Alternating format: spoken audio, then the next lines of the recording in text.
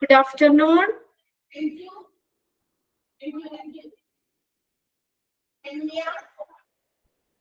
കേൾക്കാൻ പറ്റുന്നില്ലേ?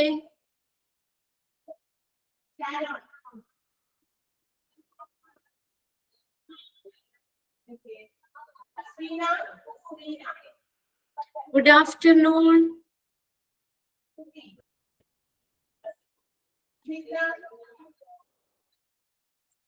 Girija, good afternoon.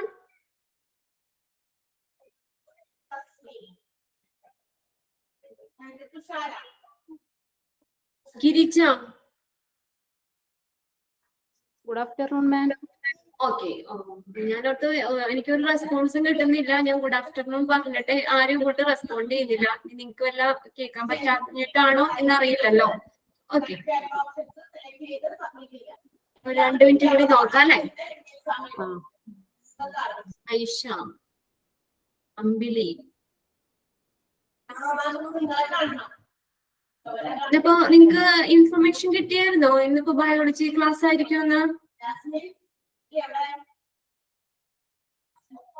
Inform ചെയ്തിട്ടുണ്ടായിരുന്നോ?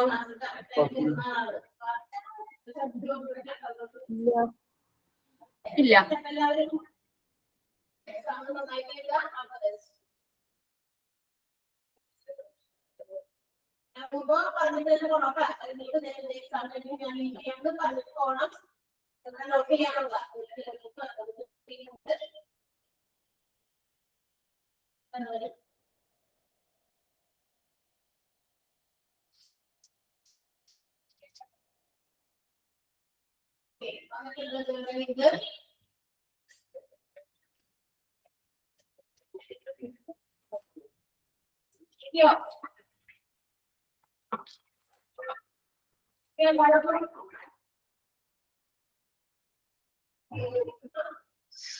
Okay, നമുക്ക് എന്നാ ക്ലാസ് തുടങ്ങാം. ഇനിയിപ്പോ ജസ്റ്റ് ആരെങ്കിലും ഒക്കെ ജോയിൻ ചെയ്യുകയാണെങ്കിൽ കേറിക്കോട്ടെ.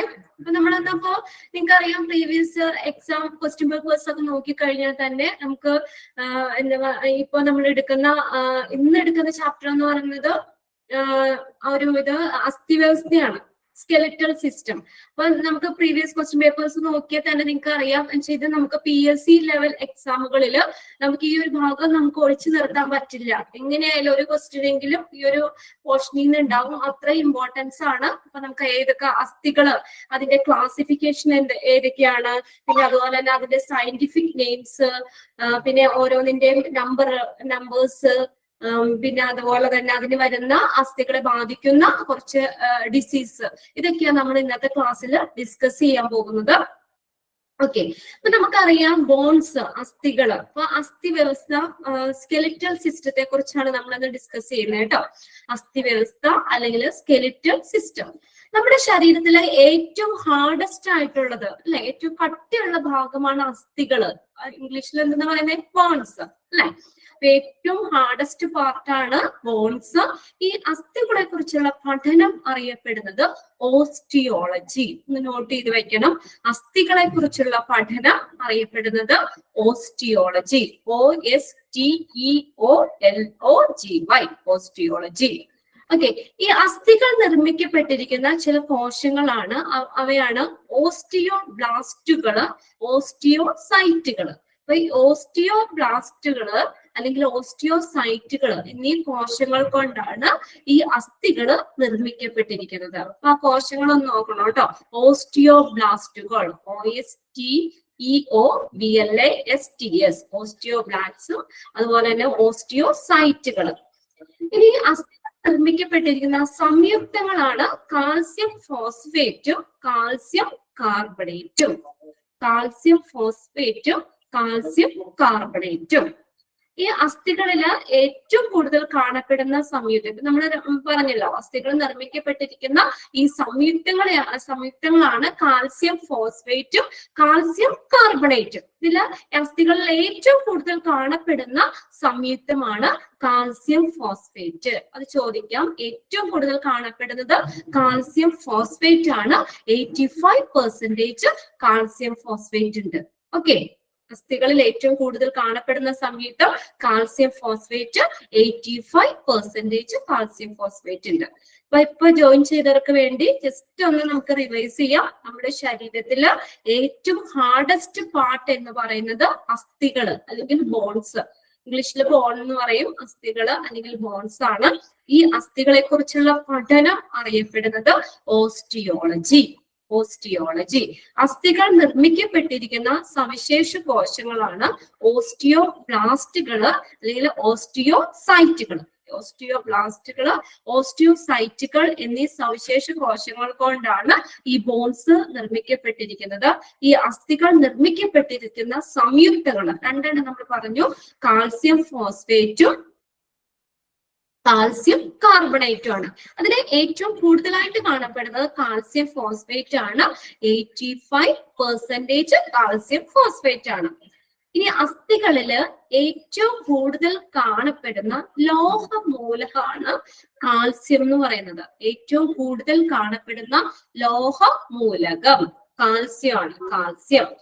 ഇനി നെക്സ്റ്റ് നിങ്ങൾക്ക് അറിയാൻ പറ്റും, അസ്ഥികളുടെ വളർച്ചയ്ക്ക് ആവശ്യമായിട്ടുള്ള വിറ്റാമിൻ ഏതാ? ഇത് വിറ്റാമിനാ വേണ്ടത്? വൈറ്റമിൻ ഏതാ? വൈറ്റമിൻ ഡി ആണ്. ഓക്കെ, അസ്ഥികളുടെ വളർച്ചയ്ക്ക് ആവശ്യമായിട്ടുള്ള വൈറ്റമിൻ ആണ് വൈറ്റമിൻ ഡി. അസ്ഥികളിലുള്ള ജലത്തിന്റെ അളവ് എന്ന് പറയുന്നത് 25% ആണ്. ഓക്കെ, 25% ജലമാണ് ഉള്ളത്. ഇനി നമുക്ക് അതിന്റെ നമ്പേഴ്സ് ഒക്കെ ഒന്ന് നോക്കാം. ഇതൊക്കെ നമ്മൾ എപ്പോഴും ക്വസ്റ്റ്യൻ ആണ്. നമ്മുടെ മനുഷ്യ ശരീരത്തിലെ ആകെ അസ്ഥികളുടെ എണ്ണം എത്ര ബോൺസ് ആണ് മൊത്തമാണ് പറയുന്നത് കേട്ടോ. എല്ലാം കൂടി കൂട്ടിയിട്ട് മൊത്തം 206 അസ്ഥികളാണ്. 206. മനുഷ്യ ശരീരത്തിലുള്ള ആകെ അസ്ഥികളുടെ എണ്ണം 206. എന്നാൽ ഇത് നവജാത ശിശുക്കളിലേക്ക് വരുമ്പോഴത്തേക്കും ഇതിന്റെ നമ്പർ കൂടുക ചെയ്യുന്നത്. ഇതൊന്ന് ശ്രദ്ധിക്കണം. 300 അസ്ഥികളാണുള്ളത്. ഓക്കെ, അപ്പോ നമ്മൾ എന്താ പറയാ, നമ്മളൊരു കുട്ടി ഉണ്ടാവുമ്പോൾ 300 അസ്ഥികളാണ്. അത് കഴിഞ്ഞ് നമ്മൾ പ്രായമാകുന്തോറും അത് വലുതാകുന്തോറും അസ്ഥികളുടെ എണ്ണം കുറയുന്നു എന്ന് പറഞ്ഞു കഴിഞ്ഞാല് എന്താ പറയാ, അതാ കുറച്ച് ഈ ബോൺസുകളൊക്കെ ചേർന്ന് ഒറ്റ ഇതാവും, അതിന്റെ എണ്ണത്തിന് കുറവ് വരും. ഓക്കെ, അപ്പൊ അങ്ങനെ ഒന്ന് ഓർത്ത് വെക്കണം. നമ്മൾ വലുതാവുന്നോറും എണ്ണം കൂടുതലല്ല ചെയ്യുന്നത്, അതിന്റെ എണ്ണം കുറഞ്ഞു വരികയാണ്. ഓക്കെ, അപ്പൊ നമ്മൾ ആകെ മനുഷ്യ ശരീരത്തിലുള്ള ആകെ അസ്ഥികളുടെ എണ്ണം ചോദിച്ചാൽ 206. നവജാത ശിശുക്കളുടെ അസ്ഥികളുടെ എണ്ണമാണ് 300 എന്ന് പറയുന്നത്. ഇനി നമ്മുടെ സ്കെലറ്റൽ സിസ്റ്റം എടുത്തു കഴിഞ്ഞാല് നമുക്ക് അതിനെ രണ്ടായിട്ട് ക്ലാസിഫൈ ചെയ്യാം. മനുഷ്യ അസ്ഥികൂടത്തെ നമുക്ക് പ്രധാനമായിട്ട് നമുക്ക് രണ്ടായിട്ട് ക്ലാസിഫൈ ചെയ്യാം. ഫസ്റ്റ് ആണ് ആക്സിയൽ സ്കെലിറ്റൻ. ക്ലാസിഫൈ ചെയ്യുന്നത് നമ്മൾ മൊത്തം സ്കെലറ്റൽ സിസ്റ്റത്തെ നമുക്ക് രണ്ടായിട്ട് നമുക്ക് ക്ലാസിഫൈ ചെയ്യാം. അതില് ഫസ്റ്റ് വരുന്നതാണ് ആക്സിയൽ സ്കെലിറ്റൻ. ഇതിന് മലയാളത്തില് അക്ഷാസ്ഥികൂടം എന്ന് പറയും. അക്ഷാസ്ഥികൂടം, ആക്സിയൽ സ്കെലിറ്റൻ. അത് സെന്ററിൽ വരുന്നതാണ്. സെന്റർ ആണത് അക്ഷാസ്ഥികൂടം എന്ന് പറയുന്നത്. അതായത് തലയോട്, നമ്മുടെ സ്കള്ള്, പിന്നെ മാറല്, സ്റ്റേണം, വാരിയല്ലുകള്, റിബ്സുകള്, നട്ടെല്ല്, ഇത്രയും ഒക്കെ ഉൾപ്പെടുന്നതാണ് അക്ഷാസ്ഥികൂടത്തിൽ വരുന്നതാണ് കേട്ടോ. അത് അക്ഷാസ്ഥികൂടത്തിൽ ഉൾപ്പെടുന്ന അസ്ഥികളാണ് തലയോട്, മാറല്, വാരിയെല്ലുകള്, നട്ടെല്ല്, സ്കള്ള്, സ്റ്റേർണം, റിബ്സ്, ബാക്ക് ബോണും ഇത്രയും ചേരുമ്പോഴാണ്. അപ്പൊ അങ്ങനെ നമുക്ക് ഇതിലെ എല്ലാ അസ്ഥികളിലും കൂടി കൂടുമ്പോൾ നമുക്ക് 80 അസ്ഥികളാണ് വരുന്നത്. അക്ഷാസ്ഥികൂടത്തിലുള്ള അസ്ഥികളുടെ എണ്ണം 80. ഈ നമ്പേഴ്സ് ഒക്കെ ഒന്ന് നോക്കണം കേട്ടോ.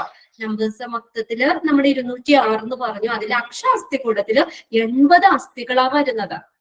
അക്ഷാസ്ഥികൂടത്തില് അല്ലെങ്കിൽ ആക്സിയൽ സ്കെലിറ്റനില് ഉൾപ്പെടുന്ന അസ്ഥികൾ എന്ന് പറഞ്ഞു കഴിഞ്ഞാൽ തലയോട്ടിയിലെ അസ്ഥി, അതായത് സ്കള്ള്, മാറല്, വാരിയെല്ലുകള്, നട്ടെല്ല്, ഇതൊക്കെ അക്ഷാസ്ഥികൂടത്തില് വരുന്നതാണ്. അപ്പൊ നമ്പർ എത്രയാ നമ്മൾ പറഞ്ഞേ?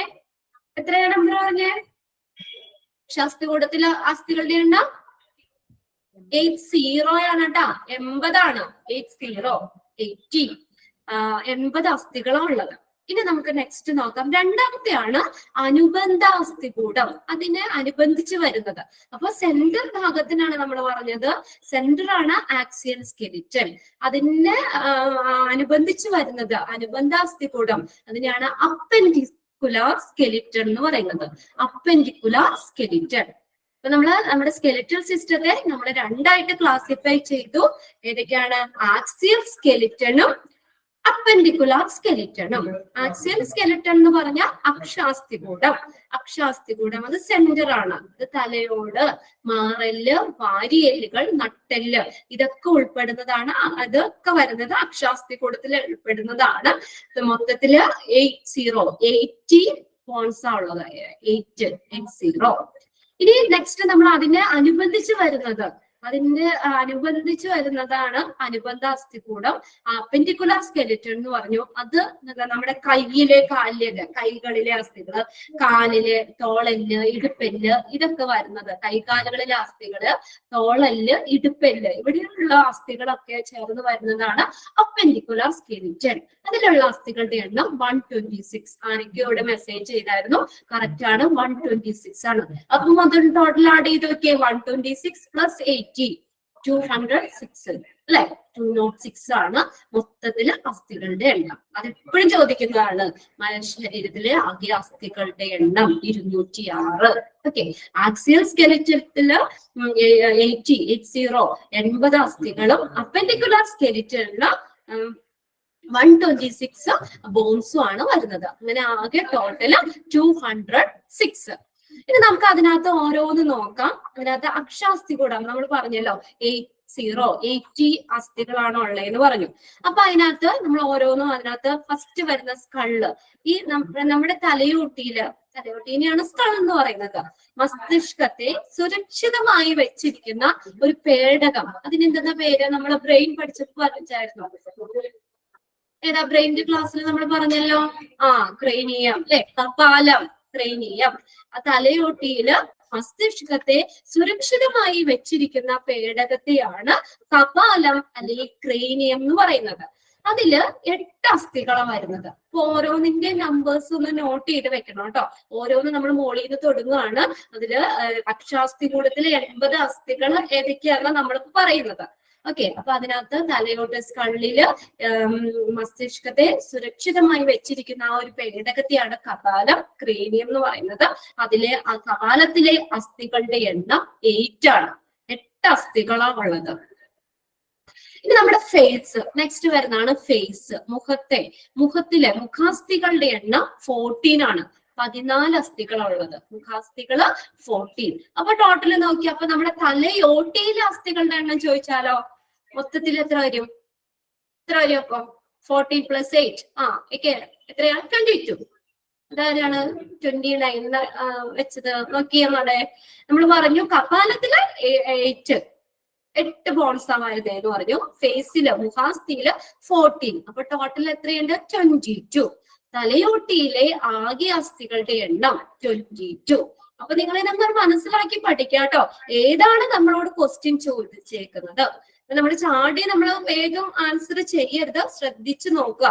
സ്കള്ളിലെ കപാലത്തിലെ ആണോ, മുഖാസ്ഥിയില് മാത്രമാണോ, അത് മൊത്തത്തില് തലയോട്ടിയിലെ അസ്ഥികളാണോ, ഏതാണെന്ന് ചോദിച്ചേക്കുന്ന ആ ക്വസ്റ്റ്യൻ മനസ്സിലായിട്ട് ക്ലിയർ ആയതിനു ശേഷം മാത്രം ആൻസർ ചെയ്യുക. ഇത് കുറച്ച് മതി. നമ്മൾ അതാണ് തറവായിട്ട് പഠിക്കണം പറഞ്ഞത്. എത്ര ടൈംസ് നമ്മൾ പഠിച്ചാലും നമുക്ക് പിന്നെ എക്സാമിന് വരുമ്പോ നമുക്ക് എത്രയാന്ന് നമ്പർ എന്താ പറയാ, അത് അത്ര ഇപ്പൊ 8 ആണോ അല്ലെങ്കിൽ 10 ആണോ എന്നുള്ള ഒരു കൺഫ്യൂഷൻ വരും. അപ്പൊ അത് മനസ്സിലാക്കി പഠിക്കുക. കപാലത്തിലെ അസ്ഥികളുടെ എണ്ണം 8.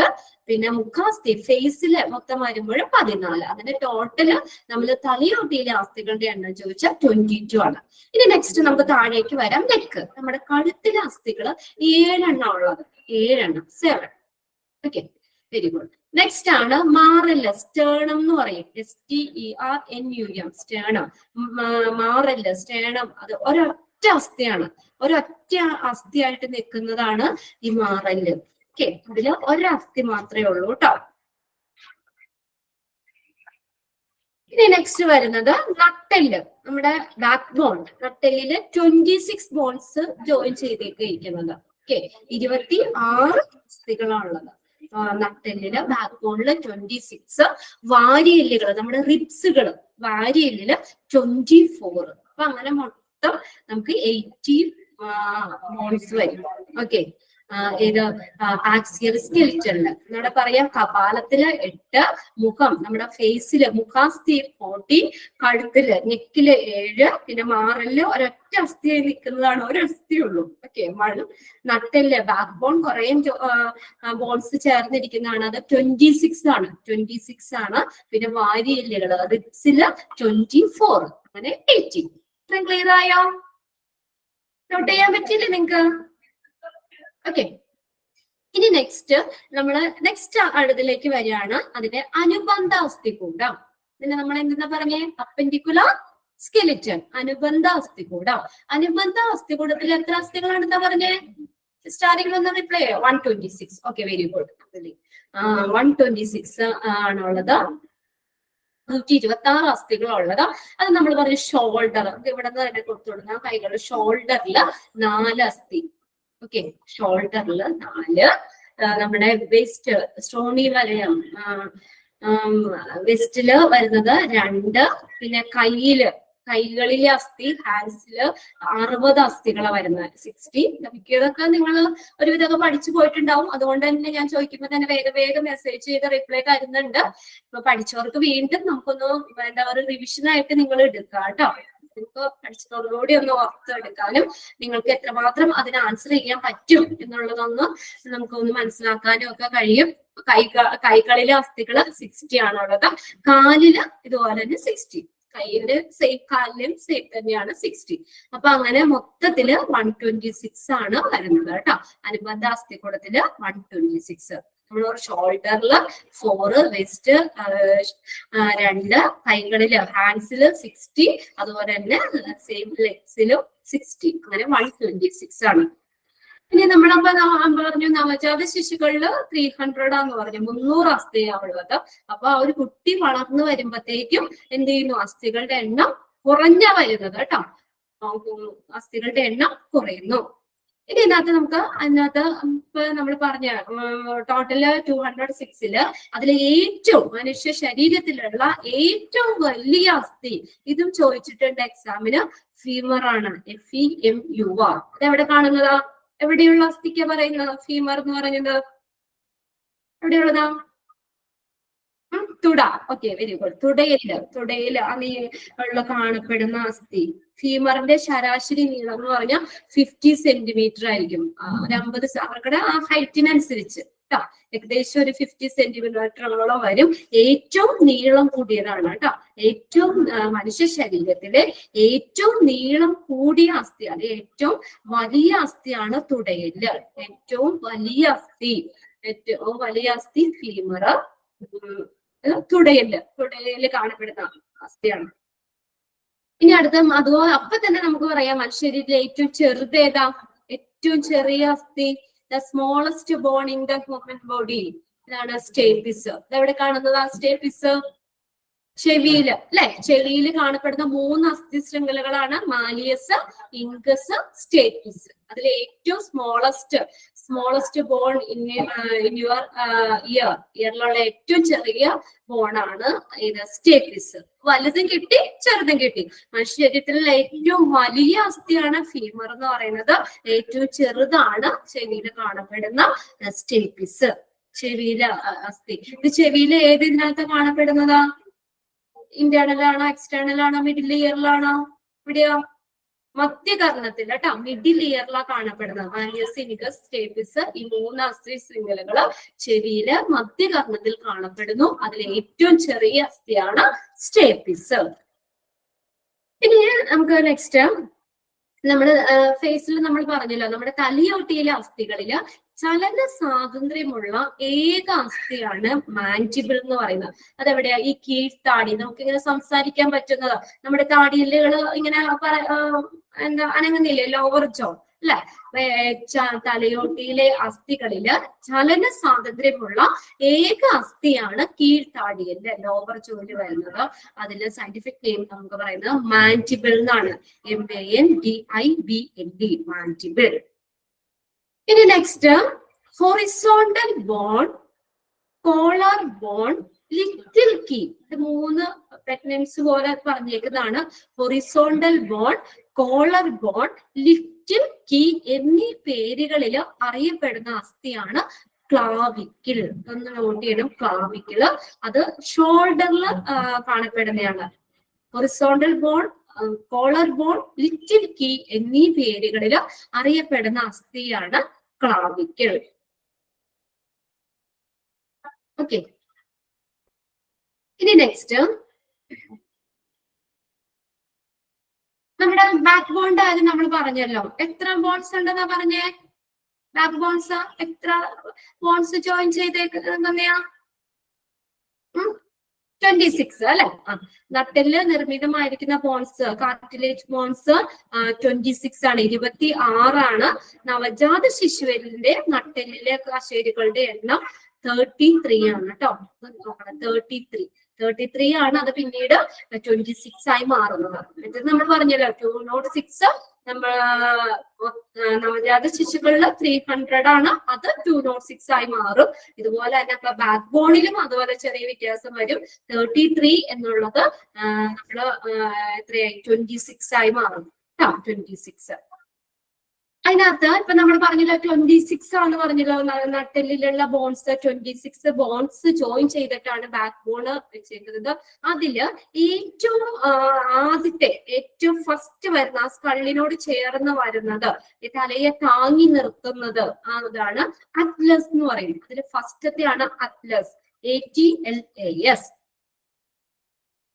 ഓക്കെ, ഇനി അപ്പൊ അതുപോലെ തന്നെ നട്ടെല്ലിലെ ഏറ്റവും അവസാനത്തെ ഏറ്റവും ലാസ്റ്റത്തെ കശേരുവാണ് coccyx, COCCS, bottom of the spine, spinal കോർഡിന്റെ ഏറ്റവും താഴെയായിട്ട് കാണപ്പെടുന്ന. അപ്പോ 26 ബോൺസ് ഉണ്ടെന്ന് പറഞ്ഞു. അതിൽ ഏറ്റവും ടോപ്പിൽ കാണപ്പെടുന്നത്, ഏറ്റവും മുകളിലുള്ളതിനാണ് അറ്റ്ലസ് എന്ന് പറയുന്നത്. അതാണ് ഈ സ്കള്ളിനെ, തലയെ താങ്ങി നിർത്തുന്നത്. തലയെ താങ്ങി നിർത്തുന്നതാണ് അറ്റ്ലസ്.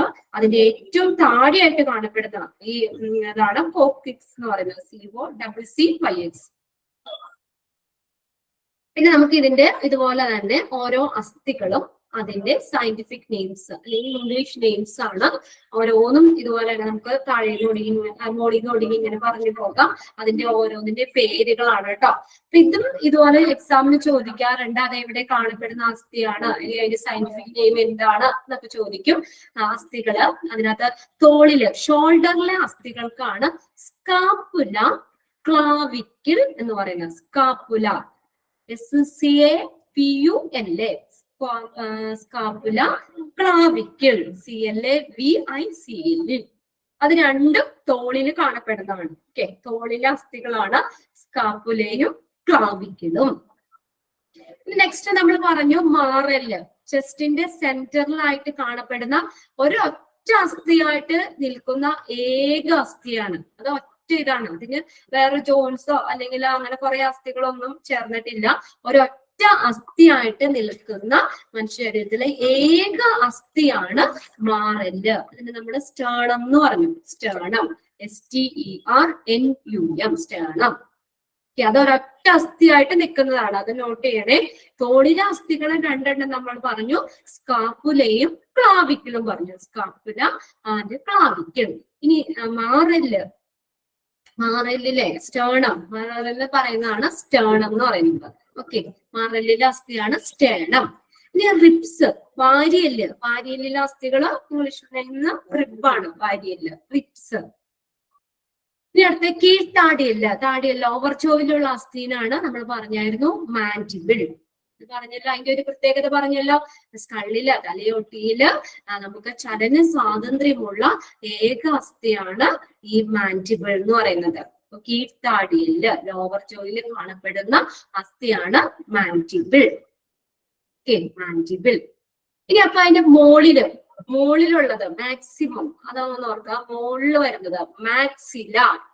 മോള് എന്ന് പറയുമ്പോൾ നമ്മളെ ടോപ്പില് മാക്സിമം എന്ന് പറയും. അത് വെച്ച് ഓർത്ത് വെക്കുക, മാക്സില.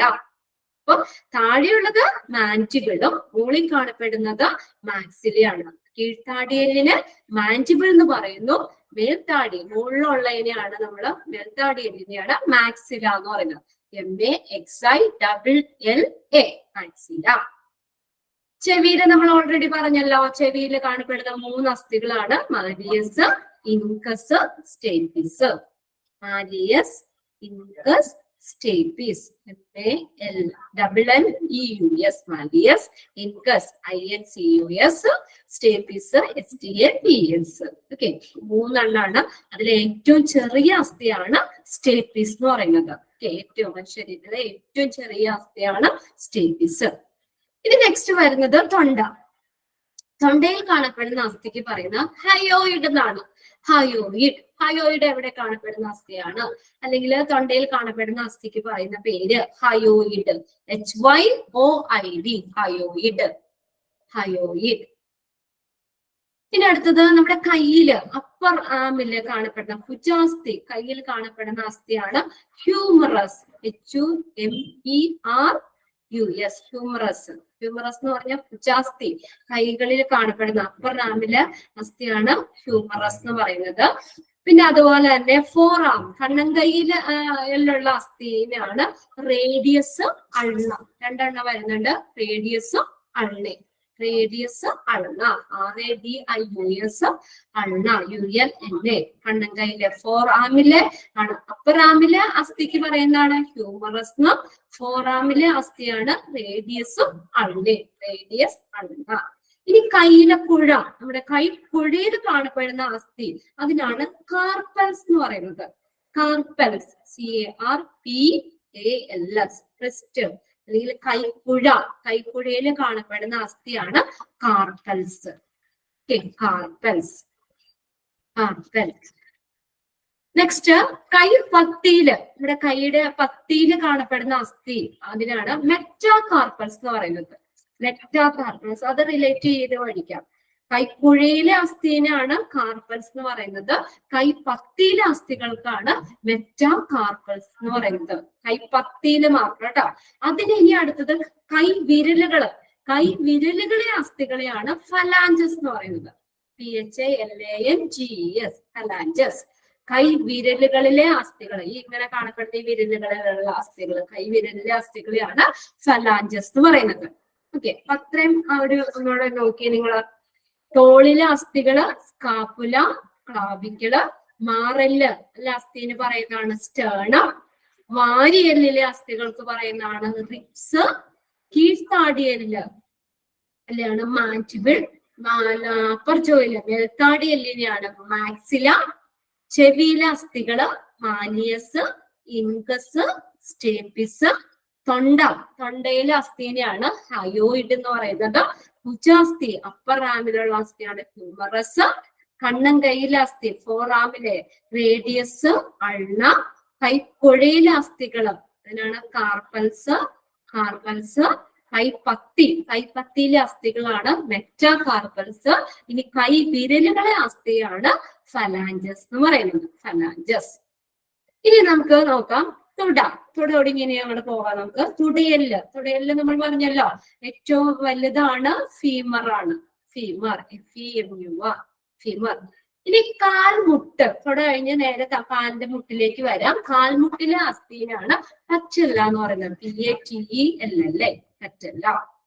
കാൽമുട്ടിലെ അസ്ഥിനെയാണ്. ഇനി നെക്സ്റ്റ് ഇതുപോലെ തന്നെ കണ്ണങ്കാലിലെ അസ്ഥിനാണ് ടിബിയ ഫിബുല. കണ്ണങ്കാലിലെ അസ്ഥിനാണ് ടിബിയ ഫിബുല. കണ്ണങ്കൈയിലെ അസ്ഥികൾ ഏതൊക്കെയായിരുന്നു? കയ്യിൽ വരുമ്പോ റേഡിയസും അൾണയും. കണ്ണങ്കാലിലെ അസ്ഥികളാണ് ടിബിയ ഫിബുല. ഇനി കാൽ പുഴയിലെ അസ്ഥിനെയാണ് ടാർസൽസ് എന്ന് പറയുന്നത്. കാൽ പുഴയിലെ അസ്ഥികളെയാണ് ടാർസൽസ് എന്ന് പറയുന്നത്. ഇനി കാലിന്റെ കാൽപാദത്തിലെ അസ്ഥികളെയാണ് മെറ്റാടാർസൽസ്. ഇനി കാൽവിരലുകളെ അസ്ഥികളെ ഫലാഞ്ചസ് എന്നാ പറയുന്നത്. സെയിം തന്നെയാണ്. കൈവിരലുകളിലെയും കാൽവിരലുകളിലെയും അസ്ഥികളെ ഫലാഞ്ചസ് എന്ന് പറയുന്നു. ഫലാഞ്ചസ്. ഇനി നമ്മുടെ ഇടുപ്പിലെ അസ്ഥിനെയാണ് പെൽവിസ് എന്ന് പറയുന്നത്. പെൽവിസ്. PELVIS, pelvis. അപ്പൊ ഇത്രയും നമ്മളൊന്നോട് പറയാം. തുടയിലെ അസ്ഥി ഫീമർ, കാൽമുട്ടിലെ അസ്ഥി പറ്റല, കണ്ണങ്കാലിലെ അസ്ഥിനെയാണ് 2 ടിബിയ ഫിബുല. ഇനി കാൽപ്പുഴയിലെ അസ്ഥിയാണ് ടാർസൽസ്. ഇനി കാൽപാദം, പാദത്തിലെ അസ്ഥികളെയാണ് മെറ്റാടാർസൽസ് എന്ന് പറയുന്നത്. ഇനി കാൽവിരലുകളിലെ അസ്ഥിയാണ് ഫലാഞ്ചസ്. ഇനി കൈവിരലിലെ ഫലാഞ്ചസ് തന്നെയാണ് കേട്ടോ. കാൽവിരലുകളെയും കൈവിരലുകളെയും അസ്ഥികള് ഫലാഞ്ചസ് ആണ്. ഇനി അടുത്ത ഇടുപ്പിലെ അസ്ഥിയാണ് പെൽവിസ് എന്ന് പറയുന്നത്. പെൽവിസ്. ഓക്കെ. ഇനി നമുക്ക് ഇപ്പൊ നമ്മള് 1-2 പോയിന്റ് അസ്ഥികളെയും പേശികളെയും മസിലിനെയും ബോൺസിനെയും തമ്മിൽ ബന്ധിപ്പിക്കുന്ന ഭാഗത്തിനെയാണ് ടെൻഡൻ എന്ന് പറയുന്നത്. Tendons attach muscles to bones. മസിൽസിനെയും ബോൺസിനെയും തമ്മിൽ അറ്റാച്ച് ചെയ്തിരിക്കുന്ന ഭാഗമാണ് tendons. TENDONS. Tendons attach muscles to bone. മസിൽസിനെയും ബോൺസിനെയും തമ്മിൽ ബന്ധിപ്പിക്കുന്ന ഭാഗം. ഇനി ബോൺസുകളെ തമ്മിൽ ചേർത്ത് നിർത്തുന്ന ഈ ചരട് പോലെയുള്ള ഒരു ഭാഗത്തിനാണ് ലിഗ്മെന്റ് എന്ന് പറയുന്നത്. ലിഗ്മെന്റ്സ് അറ്റാച്ച് ടു ബോൺസ്. ബോണുകളെ തമ്മിൽ ചേർത്ത് നിർത്തുന്ന ഒരു ചരട് പോലെയുള്ള ഭാഗമാണ് സ്നായുക്കൾ. ഇംഗ്ലീഷിൽ ലിഗ്മെന്റ്സ് എന്ന് പറയാം. ലിഗ്മെന്റ്സ്. ഇത്രയൊക്കെ അതുമായിട്ട് ബന്ധപ്പെട്ട് വരുന്നതാണ്. ഇനി നമുക്ക് നെക്സ്റ്റ് നോക്കുന്നത് എന്താണെന്ന് വെച്ചാൽ അസ്ഥികളെ ബാധിക്കുന്ന ചില രോഗങ്ങൾ, അസ്ഥികൾക്ക് പ്രധാനമായിട്ട് വരുന്ന കുറച്ച് ഡിസീസുകളെയൊക്കെയാണ് നമ്മൾ നോക്കാൻ പോകുന്നത്. ഓക്കെ. ഒരു 8-9 നമുക്ക് ഇമ്പോർട്ടന്റ് ആയിട്ട് പറയണം. ഓക്കെ. അതിനകത്ത് ഫസ്റ്റ് ആണ് ഫ്രാക്ചർ. നമുക്ക് എല്ലാവർക്കും അറിയാം അല്ലെ. ഒരു പ്രാവശ്യമെങ്കിലും ഫ്രാക്ചർ വരാത്തവര് വളരെ അപൂർവമാണ് അല്ലെ. അസ്ഥിക്ക് ഫ്രാക്ചർ എന്ന് പറഞ്ഞാൽ അസ്ഥികൾക്ക് സംഭവിക്കുന്ന ഒടിവ് അല്ലെ. നമ്മൾ പെട്ടെന്ന് വീണു, നമ്മൾ കൈയുത്തി വീണു അല്ലെങ്കിൽ കാലടിച്ച് വീണു, അപ്പൊ ആ ബോൺസ് ബ്രേക്ക് ആയി പോകും അല്ലെ. അങ്ങനെ അസ്ഥികൾക്ക് ഉണ്ടാകുന്ന ഒടിവിനെയാണ് അസ്ഥിഭംഗം അല്ലെങ്കിൽ ഫ്രാക്ചർ എന്ന് പറയുന്നത്. മലയാളത്തില് അസ്ഥിഭംഗം എന്ന് പറയും. ഓക്കെ. ഫ്രാക്ചർ. ഇനി അതിനകത്ത് അസ്ഥിക്ക് മാത്രം, അത് പല ടൈപ്പ് ഉണ്ട്. സിമ്പിൾ ഫ്രാക്ചർ ഉണ്ട്, കോമ്പൗണ്ട് ഫ്രാക്ചർ ഉണ്ട്. അതിനകത്ത് അസ്ഥിക്ക് മാത്രം പൊട്ടലുണ്ടാകുന്നതിനെയാണ് സിമ്പിൾ ഫ്രാക്ചർ അല്ലെങ്കിൽ ലഘുഭംഗം എന്ന് പറയുന്നത്. ലഘുഭംഗം. അവിടെ വേറെ പ്രശ്നമൊന്നുമില്ല. അസ്ഥികൾക്ക് മാത്രം ഒരു ബ്രേക്ക് വരും. അസ്ഥിക്ക് മാത്രം പൊട്ടലുണ്ടാകുന്നതിനെയാണ് സിമ്പിൾ ഫ്രാക്ചർ അല്ലെങ്കിൽ ലഘുഭംഗം എന്ന് പറയുന്നത്. ലഘുഭംഗം. ഇനി അസ്ഥിക്ക് മാത്രമല്ല, അസ്ഥിക്ക് ചുറ്റുമുള്ള മാംസത്തിനൊക്കെ മുറിവ് സംഭവിക്കുന്നതാണ്. അതായത് ഈ കാലിലൊക്കെ എല്ലൊക്കെ പൊട്ടിയിട്ട് അതിന്റെ ഉള്ളിലുള്ള ആ മാംസം പുറത്തേക്ക് തുറിച്ചു വരുന്ന ഒരവസ്ഥ, അതിനാണ് കോമ്പൗണ്ട് ഫ്രാക്ചർ എന്ന് പറയുന്നത്. അപ്പൊ സിമ്പിൾ ഫ്രാക്ചർ എന്ന് പറഞ്ഞാൽ എന്താ? ബോൺസ് ജസ്റ്റ് ബ്രേക്ക് ചെയ്യുള്ളൂ, പൊട്ടു മാത്രമേ ചെയ്യുള്ളൂ. ഇനി രണ്ടാമത്തെ കോമ്പൗണ്ട് ഫ്രാക്ചർ എന്ന് പറഞ്ഞാൽ എല്ല് പൊട്ടിയിട്ട് അതിന്റെ ഉള്ളിലുള്ള മാംസം പുറത്തേക്ക് തുറച്ചു വരുന്ന ഒരവസ്ഥയാണ് കോമ്പൗണ്ട് ഫ്രാക്ചർ. അതിന് വിഷമഭംഗം എന്ന് പറയും മലയാളത്തില്. വിഷമഭംഗം. ഓക്കെ. വിഷമഭംഗം. ഇനി നെക്സ്റ്റ് വരുന്നത് ഈ സന്ധികളിലെ അസ്ഥികൾക്കുണ്ടാകുന്ന സ്ഥാനമാറ്റത്തിനാണ് അസ്ഥിസ്ഥാന ഭ്രംശം എന്ന് പറയുന്നത്. ആ അസ്ഥികള് തെങ്ങി അതിന്റെ നോർമലിരിക്കുന്ന സ്റ്റേജിൽ നിന്ന് കുറച്ച് നീങ്ങോ അല്ലെ അങ്ങനെയൊക്കെ ഒരു സ്ഥാനഭ്രംശം സംഭവിക്കാം. അതിനാണ് സ്ഥാന ഭ്രംശം എന്ന് പറയുന്നത്. പിന്നെ നെക്സ്റ്റ് വരുന്നത് ഈ സന്ധികളിൽ ഉണ്ടാകുന്ന അണുബാധ.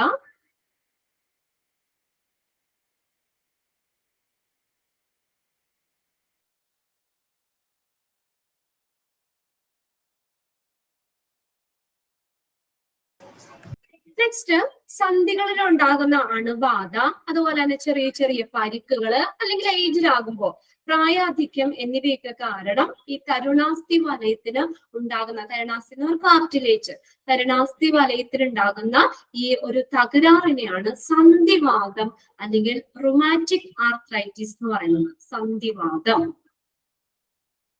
സന്ധിവാതം. സന്ധികളിൽ ഉണ്ടാകുന്ന എന്തെങ്കിലും, സന്ധികൾ എന്ന് പറഞ്ഞാൽ എന്താ സന്ധികൾ ഇംഗ്ലീഷിൽ എന്താ? ജോയിന്റ്സ്. ജോയിൻസ് കേട്ടോ. അപ്പൊ സന്ധികളിൽ ഉണ്ടാകുന്ന അണുബാധ, അതുപോലെ എന്തെങ്കിലും പരിക്കുകളിൽ ജോയിൻസിന്, പിന്നെ ഏജ്ഡ് ആകുമ്പോഴത്തേക്കും ഒക്കെ ഈ കാർട്ടിലേജിന്, തരുണാസ്ഥി വലയത്തിന് ഉണ്ടാകുന്ന ഒരു തകരാറിനെയാണ് സന്ധിവാതം അല്ലെങ്കിൽ റുമാറ്റിക് ആർത്രൈറ്റിസ് എന്ന് പറയുന്നത്. ഇനി നെക്സ്റ്റ് അസ്ഥികൾക്ക് ഉണ്ടാകുന്ന ഒരു ഇതാണ് യൂറിക് ആസിഡ്. നമ്മുടെ ബോഡിയിൽ അമിതമായിട്ട് യൂറിക് ആസിഡ് അടിഞ്ഞുകൂടി ഉണ്ടാകുന്ന ഒരു വീക്കം, ഇൻഫ്ലമേഷൻ, ഒരു വീക്കത്തിനാണ് ഗൗട്ട് എന്ന് പറയുന്നത്. ഗൗട്ട് യൂറിക് ആസിഡ് അടിഞ്ഞുകൂടി ഉണ്ടാകുന്ന ഒരു വീക്കം ആണ് ഗൗട്ട്. പിന്നെ നെക്സ്റ്റ് ഓസ്റ്റിയോപോറോസിസ്. ഓസ്റ്റിയോപോറോസിസ് ഓസ്റ്റിയോപോറോസിസ്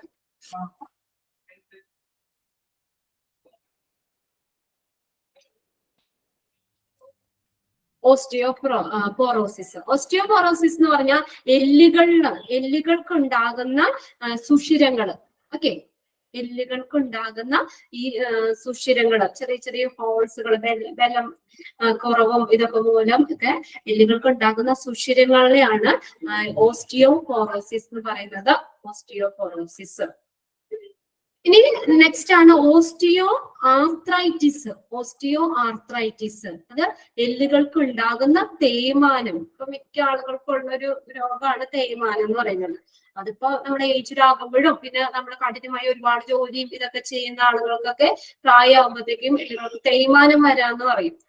അപ്പൊ അത് എന്താ വെച്ചാൽ ഓസ്റ്റിയോ ആർത്രൈറ്റിസ്, എല്ലുകൾക്ക് ഉണ്ടാകുന്ന തേയ്മാനം. എല്ലുകൾക്ക് ഉണ്ടാകുന്ന തേയ്മാനം. നെക്സ്റ്റ് ആണ് ഓസ്റ്റിയോമലേഷ്യ. എല്ലുകൾക്ക് ഉണ്ടാകുന്ന ബലക്ഷയം. അത്ര ഇതില്ല. അപ്പൊ ജസ്റ്റ് നമ്മളൊന്ന് വീണ് കഴിഞ്ഞാൽ പെട്ടെന്ന് ബ്രേക്ക് ആയി പോകും. വെച്ചാൽ അങ്ങനെ അത്രയും എന്താ നല്ല ബലമില്ലാത്തൊരവസ്ഥ. ഓസ്റ്റിയോമലേഷ്യ, എല്ലുകൾക്ക് ഉണ്ടാകുന്ന ബലക്ഷയം. ജസ്റ്റ് വേഗം ഒന്ന് നമുക്ക് നോക്കാം. നമ്മൾ 9 ഡിസീസാ പറഞ്ഞത്. അസ്ഥികളെ, ബോൺസിനെ പ്രധാനമായിട്ടും ബാധിക്കുന്ന കുറച്ച് രോഗങ്ങളാണ് നമ്മൾ പറഞ്ഞത്. ഫസ്റ്റ് ഫ്രാക്ചർ പറഞ്ഞു, അസ്ഥിഭംഗം, അസ്ഥികൾക്ക് ഉണ്ടാകുന്ന ഒടിവ്. സാധാരണ ഉണ്ടാകുന്ന ബോൺസിന് വരുന്ന പൊട്ടിപ്പോകുന്നത്, ബ്രേക്ക് ആവുന്നത്, ഒടിവിനെയാണ് അസ്ഥിഭംഗം. അത് 2 ടൈപ്പ് ഉണ്ടെന്ന് പറഞ്ഞു. സിമ്പിൾ ഫ്രാക്ചറും ഉണ്ട്, കോമ്പൗണ്ട് ഫ്രാക്ചറും ഉണ്ട്. സിമ്പിൾ ഫ്രാക്ചർ എന്ന് പറഞ്ഞാൽ എന്താ, അസ്ഥിക്ക് മാത്രം പൊട്ടുണ്ടാവുള്ളൂ, വേറെ പ്രശ്നമൊന്നുമില്ല. അസ്ഥികൾക്ക് മാത്രം പൊട്ടുണ്ടാകുന്നതിനെയാണ് സിമ്പിൾ ഫ്രാക്ചർ എന്ന് പറയുന്നത്.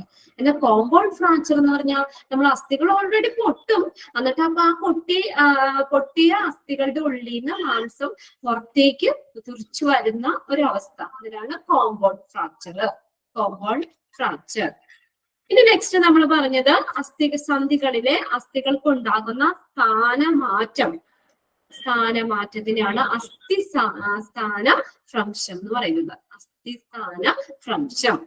പിന്നെ സന്ധികളിൽ ഉണ്ടാകുന്ന അണുബാധ, പരിക്കുകള്, പ്രായാധിക്യം എന്നിവ കാരണം നമ്മുടെ കാർട്ടിലേജിന്, തരുണാസ്ഥി വലയത്തിന് ഉണ്ടാകുന്ന തകരാറ്, അതിനാണ് സന്ധിവാതം അല്ലെങ്കിൽ റുമാറ്റിക് ആർത്രൈറ്റിസ് എന്ന് പറയുന്നത്.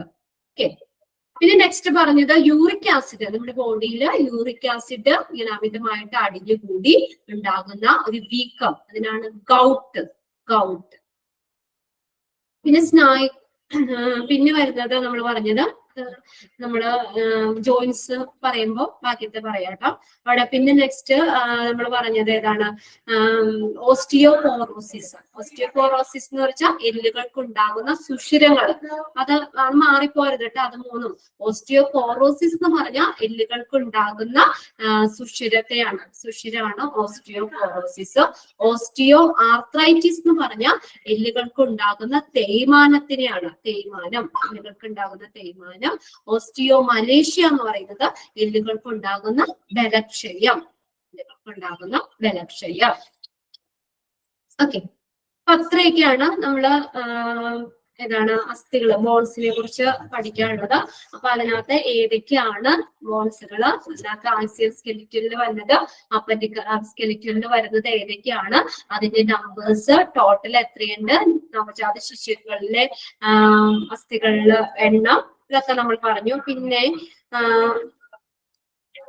വരുന്നത് ഒരു ഇത് പറയാം, അസ്ഥികളെയും സന്ധികളിലും കാണപ്പെടുന്ന ഒരു നീല നിറം കളർന്ന വെള്ള ഭാഗത്തെയാണ് തരുണാസ്ഥി. അത് നമ്മൾ പറഞ്ഞതാണ്, കാർട്ടിലേജ് എന്ന് പറഞ്ഞായിരുന്നു. തരുണാസ്ഥി എന്ന് പറയുന്നത് അസ്ഥികളിലും സന്ധികളിലും കാണപ്പെടുന്ന നീല നിറം കളർന്ന ഒരു വെളുത്ത ഭാഗം, ഇതിനാണ് തരുണാസ്ഥി അല്ലെങ്കിൽ കാർട്ടിലേജ് എന്ന് പറയുന്നത്.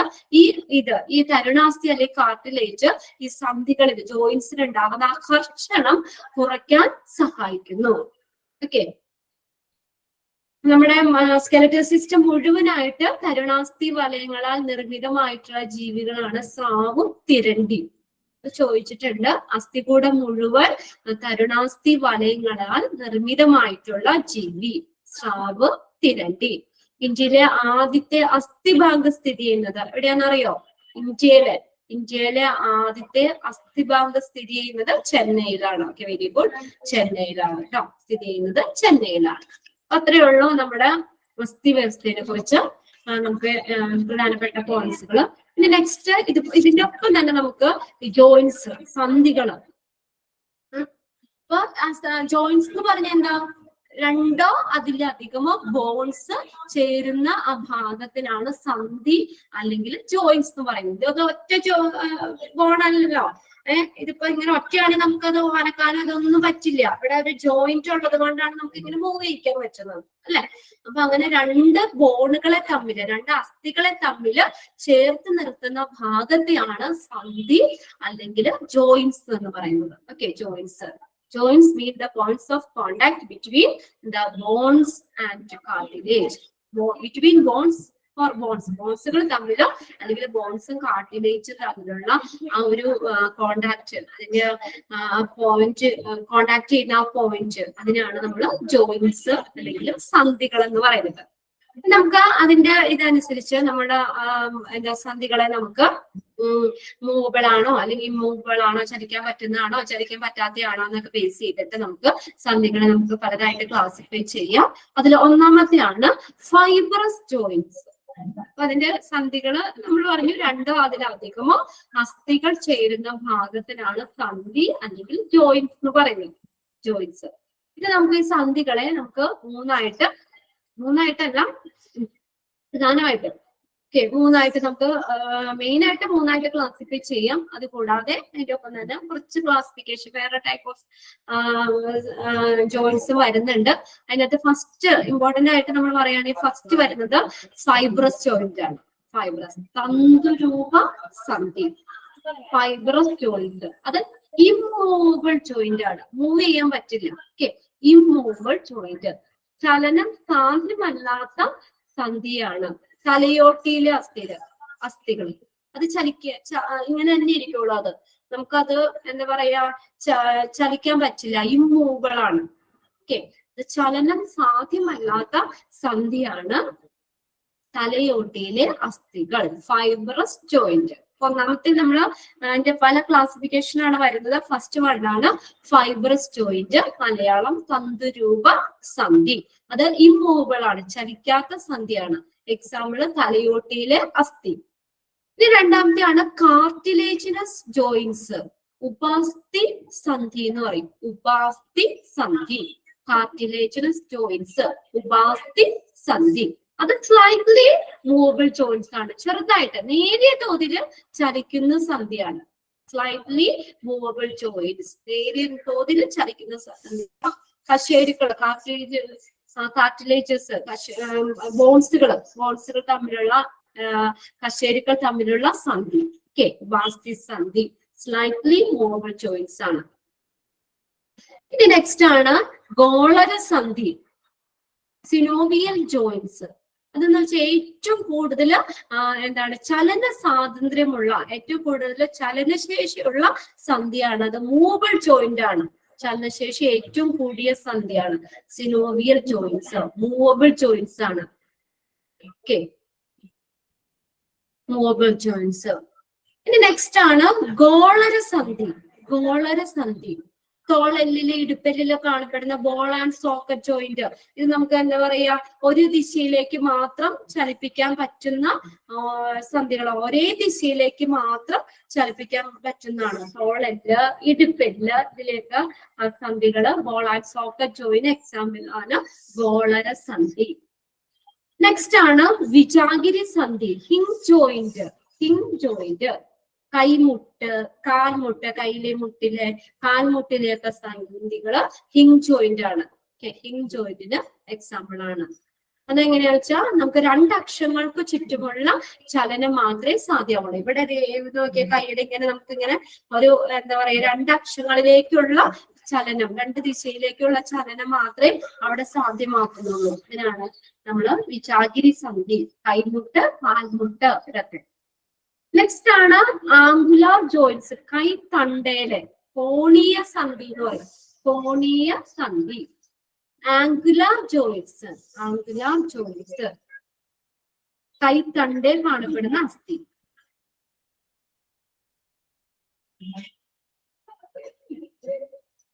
കോണീയ സന്ധി ഉദാഹരണം കൈത്തണ്ടേ കാണപ്പെടുന്ന അസ്ഥി ഒരു അച്ചുതണ്ടിന് ചുറ്റും കറങ്ങുന്ന തരത്തിലുള്ള ഒരു ചലനം സാധ്യമാകുന്ന ഒരു സന്ധിയാണ്. നെക്സ്റ്റ് ആണ് പിവോട്ട് ജോയിന്റ്, കീലസന്ധി. നട്ടെല്ലിന്റെ മുകളില് തലയോട് തിരിയുന്ന, തല ഇങ്ങനെ തിരിക്കാതെ നമുക്ക് നട്ടെല്ലിന് മുകളില് തലയോട് തിരിയുന്നത് ഏതാണ്?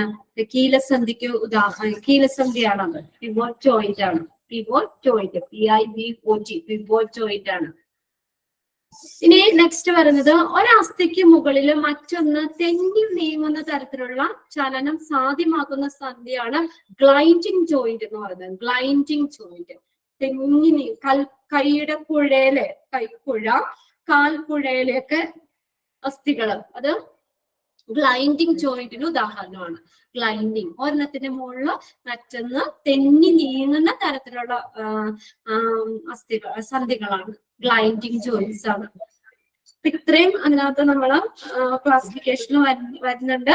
അപ്പൊ നമ്മള് അതിന്റെ മൂവ്മെന്റിനെ വെച്ചിട്ട് പ്രധാനമായിട്ട് നമ്മൾ പറഞ്ഞു മൂന്നായിട്ടാണ് പറയുന്നത്.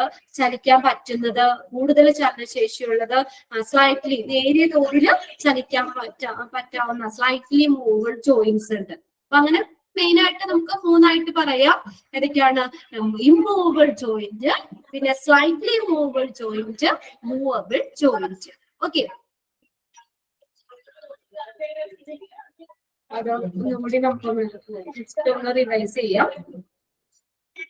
നമ്മൾ പറഞ്ഞു ഫസ്റ്റ് ഫൈബ്രസ് ജോയിന്റ് ആണ് പറഞ്ഞത്, തന്തുരൂപ സന്ധി. അത് എങ്ങനെയാണ്? ഇമ്മൂവബിൾ ആണ്, ചലിക്കാൻ പറ്റാത്ത, ചലനം സാധ്യമല്ലാത്ത സന്ധിയാണ് ഫൈബ്രസ് ജോയിന്റ് എന്ന് പറയുന്നത്. രണ്ടാമത്തെ കാർട്ടിലിജിനസ് ജോയിന്റ്സ്, അതെങ്ങനെ? ഉപാസ്ഥി സന്ധി, സ്ലൈറ്റ്ലി മൂവബിൾ ജോയിന്റ്, സ്ലൈറ്റ് ആയിട്ട് ചെറിയ തോതിൽ ചലിക്കാൻ സാധിക്കുന്ന സന്ധിയാണ്. പിന്നെ മൂന്നാമത്തെ ടൈപ്പ് നമ്മൾ പറഞ്ഞു മൂവബിൾ, ചലനം ഏറ്റവും കൂടുതൽ, ചലനശേഷി ഏറ്റവും കൂടുതലുള്ള സന്ധിയാണ് ഗോളര സന്ധി, synovial joint. Okay, synovial joint. ഇനി പിന്നെ മറ്റൊരു ടൈപ്പ് ഓഫ് ക്ലാസിഫിക്കേഷനിൽ കുറച്ചുകൂടി ടൈപ്പ് ക്ലാസിഫൈ ചെയ്തിട്ടുണ്ട്.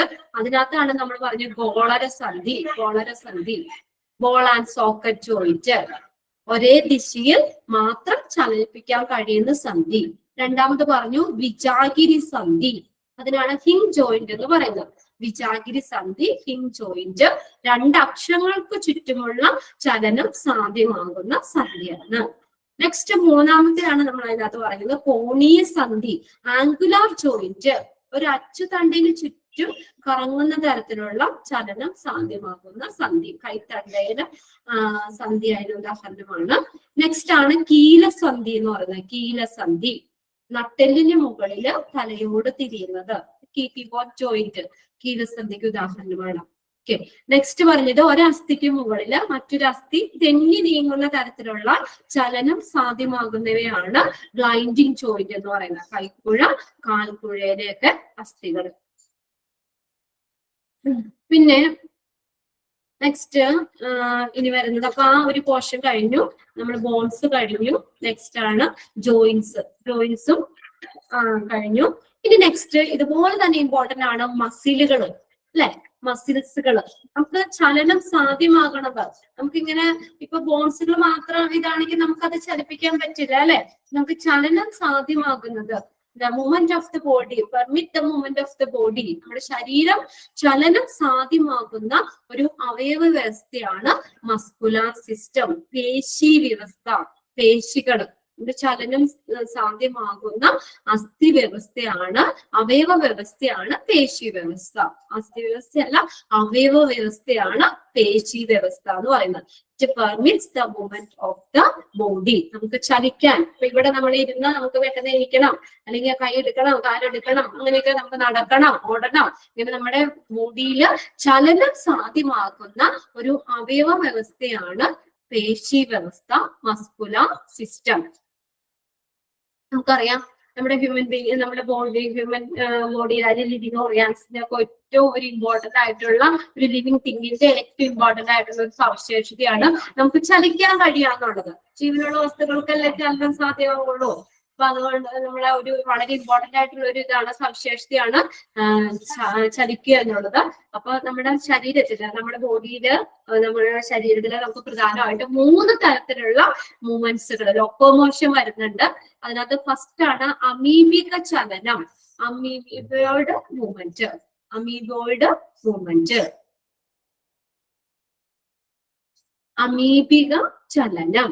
അമീബയില് സംഭവിക്കുന്ന, അമീബയിലെ ചലനം എങ്ങനെയാ, അമീബ എങ്ങനെയാ മൂവ് ചെയ്യുന്നത്, ലോക്കോമോഷൻ നടത്തുന്നത്? എന്തുപയോഗിച്ചിട്ടാ ലോക്കോമോഷൻ? സ്യൂഡോപോഡിയ, കപടപാദങ്ങള് അല്ലെ, കപടപാദങ്ങൾ ഉപയോഗിച്ചിട്ടാണ്. അതേ അമീബയിൽ സംഭവിക്കുന്നത് പോലെയുള്ള കപടപാദങ്ങളാണ് ഇവിടെ ചലനം സാധ്യമാക്കുന്നത്. അപ്പൊ അങ്ങനെ അങ്ങനെ ആ കപടപാദങ്ങൾ ഉപയോഗിച്ചിട്ട് ഈ സ്യൂഡോപോഡിയ വഴി ലോക്കോമോഷൻ നടത്തുന്നതിനാണ്. അതിനാണ് അമീബോയിഡ് മൂവ്മെന്റ്, അമീബിയെ പോലുള്ള മൂവ്മെന്റ് ഉദ്ദേശിക്കുന്നത്, അമീബിക ചലനം. സെക്കൻഡ് വണ്ണാണ് സിലിയറി ചലനം, സിലിയറി മൂവ്മെന്റ്. സീലി ഉപയോഗിച്ചിട്ട്, സീലിയകൾ മൂലമാണ് ചലനം സാധ്യമാക്കുന്നത്. പേരിൽ നിന്ന് തന്നെ നമുക്ക് കിട്ടും. അമീബിക ചലനം എന്ന് പറഞ്ഞാൽ അമീബിയെ പോലെയുള്ള, അത് അമീബ എന്താണ്, നമ്മുടെ പാദങ്ങൾ അല്ലെങ്കിൽ സ്യൂഡോപോഡിയ വഴിയാണ് മൂവ്മെന്റ്, അല്ലെങ്കിൽ അവർക്കുടെ ലോക്കോമോട്ടറി ഓർഗൻ എന്ന് പറയുന്നത് സ്യൂഡോപോഡിയാണ്, അത് വഴിയാണ് ചലനം സാധ്യമാക്കുന്നത്. രണ്ടാമത്തെ നമ്മൾ പറഞ്ഞു സിലിയറി ചലനം. സിലിയറി മൂവ്മെന്റ് എന്ന് പറയുന്ന സ്നായുക്കള്, സിലികൾ മൂലമാണ്, സീലിയ, CILIA, സീലിയ മൂലമാണ് ഇവിടെ ചലനം സാധ്യമാക്കുന്നത്. പിന്നെ അടുത്തത് തേർഡ് വണ്ണാണ് മസ്കുലാർ മൂവ്മെന്റ്, ശരീര ചലനങ്ങൾ സാധ്യമാക്കുന്നത്. മസിൽസിന്റെ ഹെൽപ്പോട് കൂടിയാണ് ചലനങ്ങൾ സാധ്യമാക്കുന്നത്. Okay, muscular movements.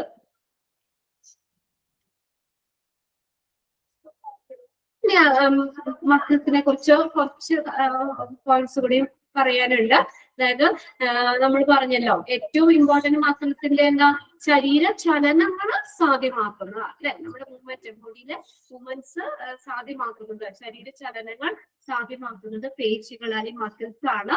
ഈ പേശികളെ കുറിച്ചുള്ള പഠനം അറിയപ്പെടുന്നത് എന്താ? പേശികളെ കുറിച്ചുള്ള പഠനം മയോളജി.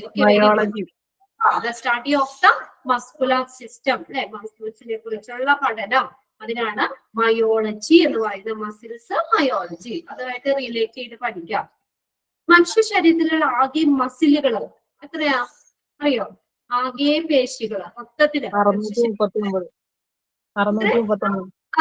Okay, very good. 639 അസ്ഥികള്, 206 അസ്ഥികള്, പേശികളുടെ എണ്ണം 639. ഇതൊക്കെ ഒന്ന് നോട്ട് ചെയ്ത് വെക്കണം കേട്ടോ. നമ്മൾ മനുഷ്യ ശരീരത്തില് ആകെ പേശികളുടെ എണ്ണം, മസിൽസിന്റെ എണ്ണം 639. മനുഷ്യ ശരീരത്തിൽ ഏറ്റവും കൂടുതൽ പ്രവർത്തിക്കുന്ന പേശി മസിൽ ഏതാണെന്നറിയോ? കൺപോള. എപ്പോഴും ഇതല്ലേ, അപ്പൊ കൺപോളയിലെ പേശിയാണ്. പിന്നെ അത് ഇപ്പൊ പറഞ്ഞേനാ, ഹാർട്ട് എന്ന് പറഞ്ഞ ഹൃദയപേശി എന്ന് പറഞ്ഞാൽ വിശ്രമമില്ലാതെ, മനുഷ്യ ശരീരത്തില് വിശ്രമമില്ലാതെ പ്രവർത്തിക്കുന്ന ഏക പേശി. അങ്ങനെ തന്നെ ചോദിച്ചിട്ടുണ്ട് പ്രീവിയസ് ഇയറില്. മനുഷ്യ ശരീരത്തില് വിശ്രമമില്ലാതെ പ്രവർത്തിക്കുന്ന ഏക പേശി ഹൃദയപേശി, കാർഡിയാക് മസിൽ, ഹാർട്ട് മസിലാണ്. ഈ ഒട്ടും ഒരു സമയം പോലും റെസ്റ്റ് ചെയ്യുന്നില്ല അല്ലെ, 24 hours വർക്ക് ചെയ്യാണ്. മനുഷ്യ ശരീരത്തില് വിശ്രമിക്കാതെ പ്രവർത്തിക്കുന്ന ഏക പേശിയാണ് ഹൃദയപേശി. ചോദിക്കട്ടെ, പേശി ഇല്ലാത്ത ഓർഗൻ ഏതാ, അവയവം ഏതാ? പേശി ഇല്ലാത്ത അവയവം ഹാർട്ടിന്റെ ഇപ്പൊ നമ്മൾ പറഞ്ഞില്ലേ, വിശ്രമമില്ലാതെ പ്രവർത്തിക്കുന്ന ഏക പേശിയാണ്. ലങ്സ് ആണ് കേട്ടോ, ശ്വാസകോശം. ലങ്സ് തന്നെയാണ്. പേശിയില്ലാത്ത ഏക അവയവം ശ്വാസകോശം, ലങ്സ് ആണ്. ഇനി നമ്മുടെ ഇങ്ങനെ പേശിയുടെ പ്രവർത്തനങ്ങളെ ഇപ്പൊ നമുക്ക് അത് എടുക്കണം, അങ്ങനെ നമ്മളൊന്ന് കൺട്രോൾ ചെയ്യുന്നത് മസ്തിഷ്കമാണ്. എല്ലാത്തിന്റെ കൺട്രോൾ ചെയ്യുന്ന ആരും മസ്തിഷ്കമാണ്. ബ്രെയിൻ അവിടെ ഇരുന്നിട്ട് പറയും എനിക്ക് അല്ലെ അത് എടുക്കുക, അങ്ങനെ ചെയ്യുക എന്നുള്ളത് നമുക്കൊരു കൺട്രോളിങ്. നമ്മൾ അതിന്റെ ബ്രെയിനിന്റെ ഇതനുസരിച്ചാണ് നമ്മൾ ഓരോ കാര്യങ്ങൾ ചെയ്യുന്നത്, അല്ലെ? അപ്പൊ അങ്ങനെ കൺട്രോൾ ചെയ്യുന്നത് പേശി പ്രവർത്തനത്തെ നിയന്ത്രിക്കുന്ന മസ്തിഷ്ക ഭാഗം 5 ക്ലാസിഫൈ ചെയ്തിട്ടുണ്ട്. ഇതാണ് സെറിബെല്ലം. Okay, very good. സെറിബെല്ലാണ് പേശിയുടെ പ്രവർത്തനത്തെ കൺട്രോൾ ചെയ്യുന്ന മസ്തിഷ്കത്തിന്റെ ഭാഗമാണ് സെറിബെല്ലം. Okay, cerebellum. പേശികൾക്ക് നിറം നൽകുന്ന വർണ്ണവസ്തു മയോഗ്ലോബിൻ. ഇതൊക്കെ നോട്ട് ചെയ്ത് വെക്കണേ. പേശികൾക്ക് നിറം നൽകുന്ന വർണ്ണവസ്തുവാണ് മയോഗ്ലോബിൻ.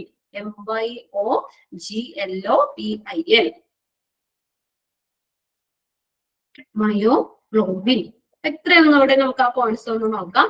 നമ്മള് ഏറ്റവും ഇമ്പോർട്ടന്റ് ആയിട്ട് നമ്മൾ പറഞ്ഞത് എന്താണ്, ശരീര ചലനങ്ങൾ, നമ്മുടെ ബോഡിയിലുള്ള മൂവ്മെന്റ്സ് സാധ്യമാക്കുന്നത് പേശി വ്യവസ്ഥയാണ്, മസ്കുലർ സിസ്റ്റം ആണ്.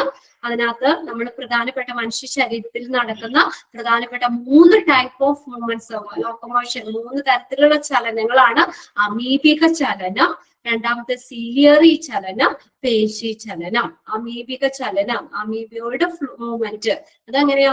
അമീബയിൽ നടക്കുന്നത് പോലെ സ്യൂഡോപോഡിയ, കപടപാദങ്ങളാണ് ഈ ചലനം സാധ്യമാക്കുന്നത്. രണ്ടാമത്തെയാണ് സിലിയറി ചലനം എന്ന് പറയുന്നത്. ഇവിടെ എങ്ങനെയാണ്? സീലിയാണ് ചലനം സാധ്യമാക്കുന്നത്. പിന്നെ അടുത്താണ് മസ്കുലർ മൂവ്മെന്റ്, പേശി ചലനം. ശരീര ചലനങ്ങള് സാധ്യമാകുന്നത് പേശികളാണ്, മസിൽസ് ആണ്. പിന്നെ ഇതിനെ പേശികളെ കുറിച്ചുള്ള പഠനം, മസിൽസിനെ കുറിച്ചുള്ള പഠനം പറഞ്ഞു, മയോളജി എന്ന് പറഞ്ഞു. ആകെ പേശികളുടെ എണ്ണം 639 മസിലുകളാണുള്ളത്. ഏറ്റവും കൂടുതൽ പ്രവർത്തിക്കുന്ന പേശി കൺപോളയിലെ പേശിയാണ്. വിശ്രമമില്ലാതെ, മനുഷ്യ ശരീരത്തിൽ വിശ്രമമില്ലാതെ പ്രവർത്തിക്കുന്ന പേശിയാണ് ഏകപേശി. അങ്ങനെ പറയണം, മനുഷ്യ ശരീരത്തില് വിശ്രമമില്ലാതെ പ്രവർത്തിക്കുന്ന ഏക പേശിയാണ് ഹൃദയപേശി, കാർഡിയാക് മസിൽ. പേശി ഇല്ലാത്ത ഏക അവയവം ലങ്സ് ആണ്, ശ്വാസകോശം. പേശി പ്രവർത്തനത്തെ നിയന്ത്രിക്കുന്ന മസ്തിഷ്കത്തിന്റെ ഭാഗമാണ് സെറിബെല്ലം. പേശികൾക്ക് നിറം നൽകുന്ന വർണ്ണവസ്തുവാണ് മയോഗ്ലോബിൻ. ഇത്ര ബോൺസ് കിട്ടിയില്ലേ? മയോഗ്ലോബിൻ. ഓക്കെ, കിട്ടിയോ? Okay, next. ഇനി പേശി കലയുടെ അടിസ്ഥാന ഘടകം എന്ന് പറയുന്നത് പേശി തന്തു, പേശി കോശാണ്, മസിൽ ഫൈബേഴ്സ് ആണ്. ഓക്കെ, ഇതൊക്കെ ജസ്റ്റ് ഒന്ന് കേട്ടിരുന്നാൽ മതി. അതിനകത്ത് ഇതിന്റെ എന്താ പറയാ, ഏറ്റവും വലിയ പേശി, ഏറ്റവും ചെറിയ പേശി, അങ്ങനെയുള്ളതൊക്കെ ഒന്ന് നോട്ട് ചെയ്യണേ. ഇതൊക്കെ ഒന്ന് ജസ്റ്റ് ഒന്ന് നോക്കിപ്പോയാൽ മതി. പേശി കലയുടെ അടിസ്ഥാന ഘടകം എന്ന് പറയുന്നത് പേശി കോശം അല്ലെങ്കിൽ പേശി തന്തുവാണ്, മസിൽ ഫൈബേഴ്സ് ആണ്. ഈ പേശി തന്തുക്കളുടെ ബണ്ടില്, ഒരു ഗ്രൂപ്പ്, കൂട്ടത്തെ അറിയപ്പെടുന്നതാണ് ഫാസിക്കിൾ എന്ന് പറയുന്നത്. FASCICLE, fascicle. പേശി തന്തുക്കളുടെ ഗ്രൂപ്പ്, ആ കൂട്ടത്തിനെയാണ് ഫാസിക്കിൾ എന്നറിയപ്പെടുന്നത്. പേശി കലകൾ നിർമ്മിക്കപ്പെട്ടിരിക്കുന്ന മാംസ്യനാരുകളാണ് മയോഫിലമെന്റുകൾ. മയോഫിലമെന്റ്. പ്രധാന പേശി തന്തുക്കൾ, മസിൽ ഫൈബേഴ്സ് നിർമ്മിക്കപ്പെടുന്ന ഈ മാംസനാരുകളെയാണ് മയോഫിലമെന്റ്സ് എന്ന് പറയുന്നത്. പ്രധാനപ്പെട്ട മയോഫിലമെന്റ്സ് ആണ് ആക്റ്റിൻ മയോസിൻ. ഓക്കെ, പേശി കോശത്തിലെ അടിസ്ഥാന സങ്കോച യൂണിറ്റുകൾ അറിയപ്പെടുന്നത് സാർക്കോമിയറുകൾ. Sarcomere, SARCOMERE, sarcomere. നെഞ്ചിനെ, നമ്മുടെ ടെസ്റ്റിനെ വയറ്റിൽ നിന്ന് വേർതിരിക്കുന്ന ഒരു ഭാഗം, പേശി നിർമ്മിത ഭാഗമാണ് ഡയഫ്രം. ഡയഫ്രം. ഇനി നമ്മള് എന്താ പറയാ, ഡെത്ത് ആയി കഴിഞ്ഞാൽ, മരിച്ചു കഴിഞ്ഞാൽ നമ്മുടെ പേശികളൊന്നും അനങ്ങില്ല, അല്ലെ? അപ്പൊ അങ്ങനെ ആ പേശികൾ അനങ്ങാൻ പറ്റാതെ ഈ ദൃഢമാകുന്ന ഒരു അവസ്ഥ, അതിനാണ് റിഗർ മോർട്ടിസ് എന്ന് പറയുന്നത്. Okay, rigor mortis. ഈ പേശിതന്തുക്കളുടെ പ്രവർത്തനത്തിന് ആവശ്യമായിട്ടുള്ള അയേണുകളാണ് കാൽസ്യം, മെഗ്നീഷ്യം അയോണുകൾ. Calcium, magnesium. ഓക്കെ, പേശി സങ്കോചം രേഖപ്പെടുത്താൻ ഉപയോഗിക്കുന്ന ഇൻസ്ട്രുമെന്റ്, ഉപകരണമാണ് കൈമോഗ്രാഫ്. KYMOGRAPH. കൈമോഗ്രാഫ്. ഇനി മനുഷ്യ ശരീരത്തിലെ ഏറ്റവും, ഇതൊക്കെ ഒന്ന് നോട്ട് ചെയ്യണേ, മനുഷ്യ ശരീരത്തിലുള്ള ഏറ്റവും വലിയ പേശി gluteus maximus. Gluteus maximus. GLUTEUS. Gluteus maximus. MAXIMUS. Gluteus maximus. ഏറ്റവും വലിയ മസിലാണ് കേട്ടോ. ഏറ്റവും മനുഷ്യ ശരീരത്തിലെ ഏറ്റവും വലിയ പേശിയാണ് ഗ്ലൂട്ടിയസ് മാക്സിമസ്. അപ്പൊ ഏറ്റവും ചെറിയ പേശി വേണമല്ലോ. ഏറ്റവും ചെറിയ പേശിയാണ് സ്റ്റേപ്പിഡിയസ്. സ്റ്റേപ്പിഡിയസ്. STAPEDIUS. നിങ്ങൾ ഈ PSC സ്റ്റുഡൻസ് പ്രത്യേകം പഠിക്കേണ്ട കാര്യം, ഏറ്റവും വലുത് പറഞ്ഞപ്പോ ഏറ്റവും ചെറുത് ഏതാണെന്നും അതിന്റെ ഒപ്പം ഒന്നും നോട്ട് ചെയ്ത് തന്നെ വെക്കണം. അപ്പൊ അങ്ങനെ അടുപ്പിച്ച് പഠിക്കാം കേട്ടോ.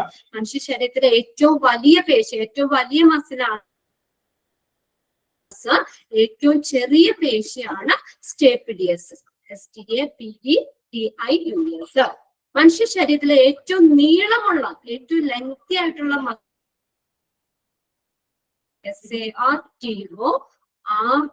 SARTORIUS. സാർട്ടോറിയസ്. ഏറ്റവും നീളം കൂടിയ, ഏറ്റവും നീളമുള്ള പേശി. ഓക്കെ, ഏറ്റവും ബലിഷ്ഠമായ പേശിയാണ് മാസെറ്റർ. MASSETR. മാസെറ്റർ. ഓക്കെ, ഏറ്റവും ബലിഷ്ഠമായ പേശിയാണ് മാസെറ്റർ. അത്രയും കാര്യങ്ങളും കൂടി അതിന്റെ ഒപ്പം നമുക്ക് നോട്ട് ചെയ്ത് വെക്കണം. പേശി പ്രവർത്തനത്തിന് ആവശ്യമായിട്ടുള്ള അയോണുകളാണ് കാൽസ്യം, മെഗ്നീഷ്യം.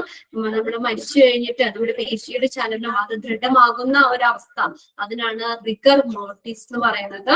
പിന്നെ പേശി സങ്കോചം രേഖപ്പെടുത്താൻ വേണ്ടി ഉപയോഗിക്കുന്ന ആ ഒരു ഇൻസ്ട്രുമെന്റ് ആണ് കൈമോഗ്രാഫ്. മനുഷ്യ ശരീരത്തിലുള്ള ഏറ്റവും വലിയ പേശിയാണ് ഗ്ലൂട്ടിയസ് മാക്സിമസ്. ഏറ്റവും ചെറിയ പേശിയാണ് സ്റ്റേപ്പിഡിയസ്. ഏറ്റവും നീളമുള്ള മസിലാണ് സാർട്ടോറിയസ്. ഏറ്റവും ബലിഷ്ഠമായ പേശിയാണ് മാസെറ്റർ. MASSETER.